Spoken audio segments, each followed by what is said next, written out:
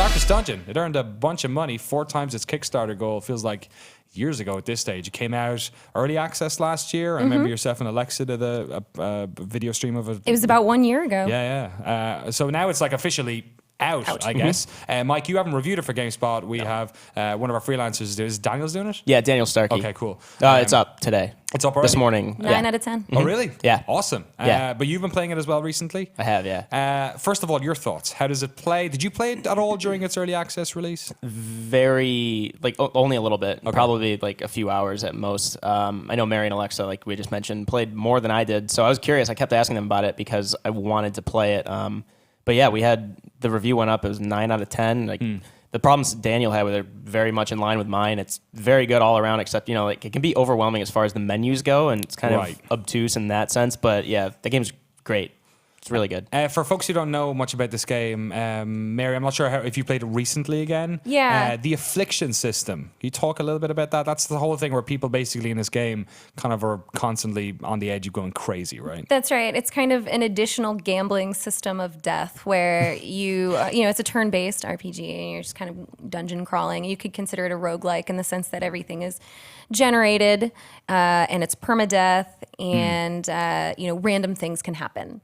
But the Affliction System is this additional element, kind of gives it a bit more unique sense that every character that's in these dungeons can have afflictions happen to them, whether that be fear or the opposite. Maybe they become really like rabid or something? Bold, and they just think they're the best, and they're just like really into themselves. And all of a sudden, they will do things without you telling them to do them. Right. They will switch whether they're first or last in turn. They will refuse to do what you tell them. They'll attack randomly without you doing anything. I saw one where there was somebody who was so close to death that she just refused to take medical assistance. That's right. I'm dead. Who cares? Don't worry about it. I'm going to die anyway. It's like hopeless or masochistic is another characteristic. They'll like get in front of other people who are getting attacked because they just need punishment. Yeah, for like one reason or another. A lot of them they characterize a lot of them. There's actually a few that are like anti-beast. So if you have a werewolf in your party, it's like racist. Yeah, yes. someone who I forget the lycanthrophobe or something. I don't know. They hate werewolves. So if you try to bring them in the same party, they'll be like, I'm not going near that foul creature. Yeah. And then let's say that because they get this affliction and they act out of turn and then they actually die from it. Yeah. The wolf will feel bad. Really? Okay. Because of who he is, he's causing people in his party to die. Right. And he'll feel guilty about it and he'll feel like shit and he won't want to go out. So after these really aggressive, and they're all terrible. Nothing good happens in this game. I just want you guys to know, the very first thing that happened to me, Alex, is we read a book and it was a bad book. Yeah. And it scared the shit out of our first person. It made him scared for the whole turn. So they come back and they are miserable or they feel terrible, and it's your job to treat them to the best of your ability, whether that be take them to a brothel or to a bar. Oh, really? Just to let them chill out. Let them relax. It's a huge, and there's a lot of realistic elements to this game that after you've gone through some shit, you got to figure out what's the best way to let them cope, whether that be through religion or booze or brothels. Yeah, or brothels. Some of them will be like atheists, so you can't have them pray. Okay. Because that's not going to do anything for them. And then some are like alcoholics, so you shouldn't put them in the bar. Right. And so there's nothing, at no point during the like dozen or so hours I've played this game did I feel in control. Until later you start to have like level 8 and higher heroes, because they take a while to rank up. It's pretty persistent, but later on you actually start to have these good characters, but you still kind of accept that like bad shit's gonna happen. Like it's meant to be a hard game, right? Yeah. Yes. This is a game that's like this. It's not. It's like Dark Souls. It's not just like unfair unintentionally. It's meant to be difficult. Yeah. No, I would argue. It's like Dark Souls. Right. No. Right. I would. It's very much. I don't like a lot of it is not. You're kind of just okay. That's unfair, but that's what I got into. Yeah. So it's Starkey says it in his review really well, which is that it's almost become cliche to say that it's Dark Souls-esque, because so many people freaking say that when it comes to a game being difficult. But this game truly deserves the nod because it's difficult in the sense that although it is going to throw a lot at you, you have everything in your ability to help prevent these measures. Think of it like, and sorry, he said this as well, really well, like a poker.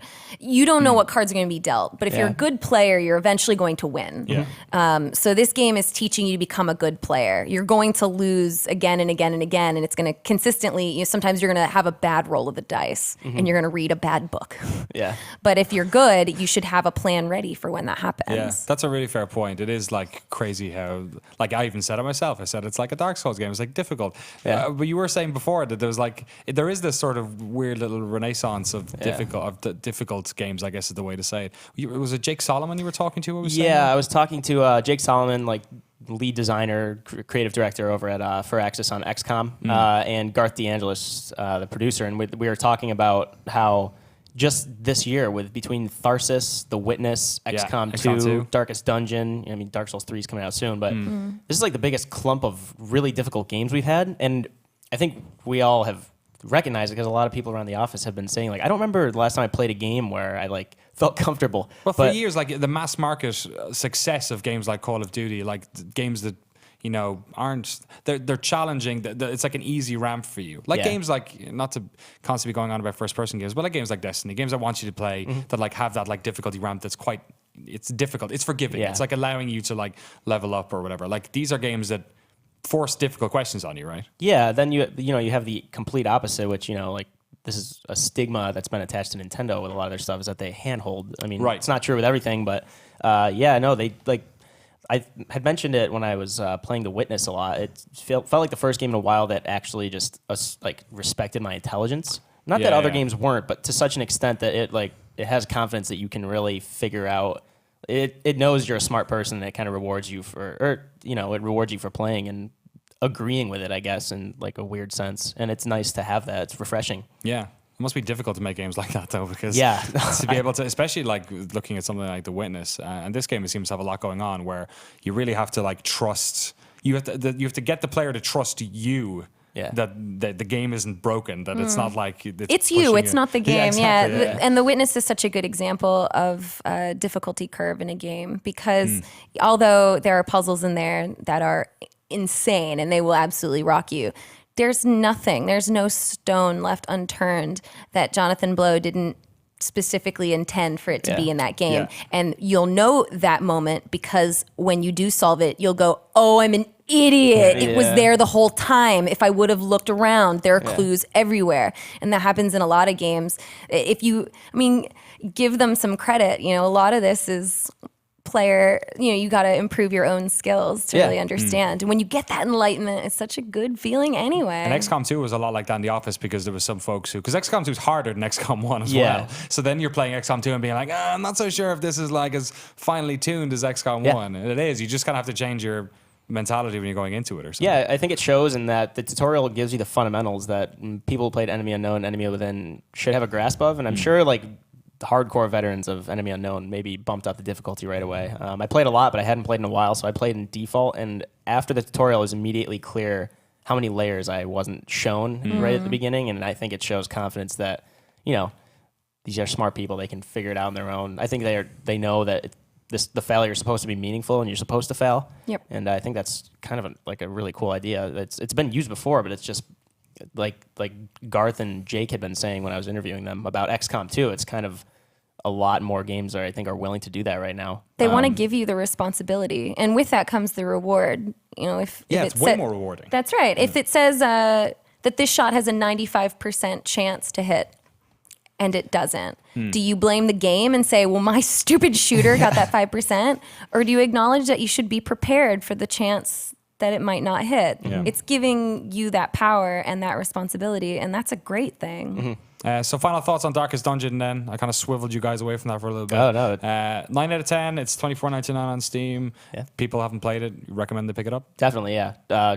If you're in the mood for a difficult game, but like we were just saying, one that kind of has confidence you're going to figure it out, go for it. It's really good. 9 out of 10. Definitely. It's very deserving. More about yourself, Mary? Absolutely. I couldn't recommend it enough. It is gut-wrenching, but it's absolutely a well-deserved score. It's a good game, and you should pick it up if you feel like it. You know what else it is? It's a Kickstarter game that fucking came out and was good. Good for them. Was the second one ever? Right?